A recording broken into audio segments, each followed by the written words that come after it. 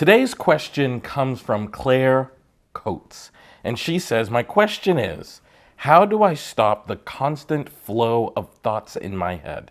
Thoughts about what people said and do. My constant thoughts on my reaction to them. It's exhausting. Well, Claire, thank you so much for this question. I know that overthinking and constantly having thoughts on your mind is an issue that so many people deal with and struggle with. And I hope that as I answer your question, Claire, that many people will also benefit from hearing my response. So I want to say two things about this constant flow of thoughts that you'd like to disrupt.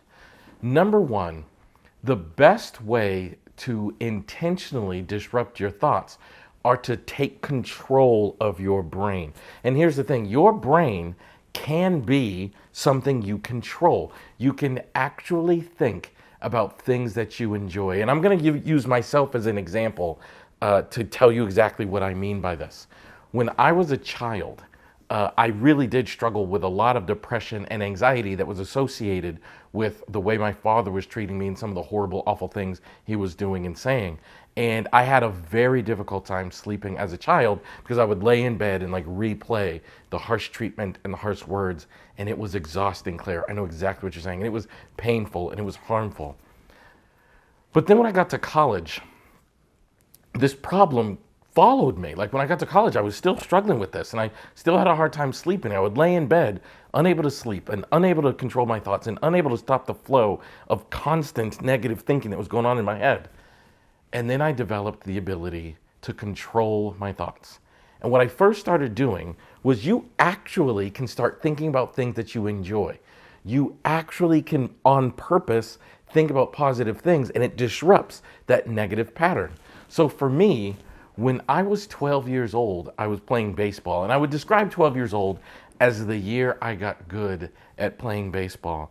And I would replay some of my highlights from my 12-year-old year as I was laying in bed. I would replay a home run that I hit, and I remember it quite vividly. The pitcher's name was a guy named Mark Tossi, and I remember hitting a home run off of Mark Tossi. And I remember this one time playing left field, and this guy hit this ball, and I was running as fast as I could, and no one thought it could be caught, and I dove and I slid and I caught it. And I would lay in bed thinking about these really, really positive things. And before I knew it, I realized your brain is like a muscle.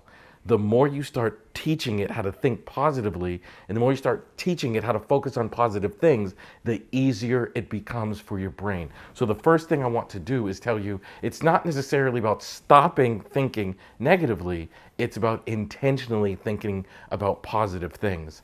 The second thing I want to tell you to do is to make sure that you are being active.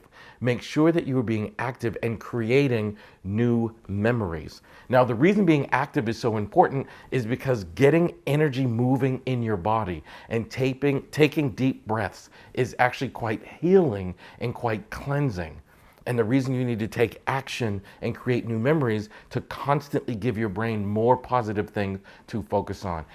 And I think if you can do those things, Claire, it will really, really benefit you.